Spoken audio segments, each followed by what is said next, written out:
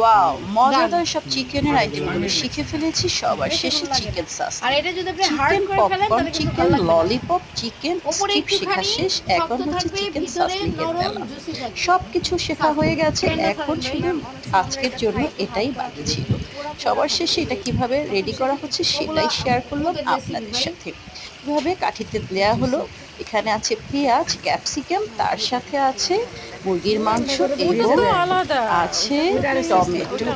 এত সুন্দর করে এগুলোকে আমরা আগে ম্যারিনেট করে রেখেছি, তারপর একটু ম্যারিনেট করে দেন কাঠিতে এগুলোকে গাঁথা হলো। গাঁথার পরে এরপরে কিন্তু এটা ভাজা এইটাই হলো মেইন। এখানে আছে সয়াবিন তেল, তার সাথে আছে বাটার, আর সবার শেষে রসুন দিয়ে একটু সটে করে এখন সব ধরনের সসেজ এবং অন্যান্য ইনগ্রেডিয়েন্টস এক করে এবার নেড়ে চেড়ে এটাকে জুসি স্টাইলে ভাজা হচ্ছে।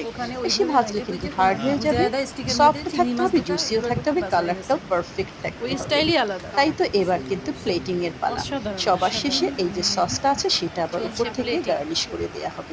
কি সুন্দর করে প্লেটারে ঢালা হচ্ছে। লোভ লাগছে না? আমরা তো সবাই একবারে হুমড়ি খেয়ে ভাগযোগ করে খেয়ে ফেলেছি।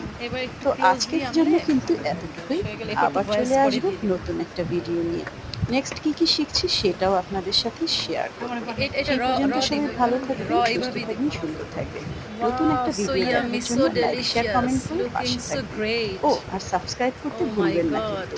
আপনাদের সাবস্ক্রাইব করলে কিন্তু জিভে জল আমার চলে একটু আসছে, কখন খাবো। আগ্রহটা বাড়ে। একটু ঠান্ডা হলেই এক টুকরো মুখে দিয়ে দিব। সুন্দর যে একটা ফ্লেভার আসছে, এত মজা। 20 aroma পিস আসছে, আছে, মানুষ ওটা হচ্ছে তো 22 জন। আপনাদেরকে কিভাবে বোঝাতে ভাগ করে পারছি না। খাবো? দেখুন সবাই কোনো কিভাবে অসুবিধা ভিডিও নেই, করছে। শেয়ারিং করব। আর শেয়ারিং ছবি বাই তুলছি। কেয়ারিং।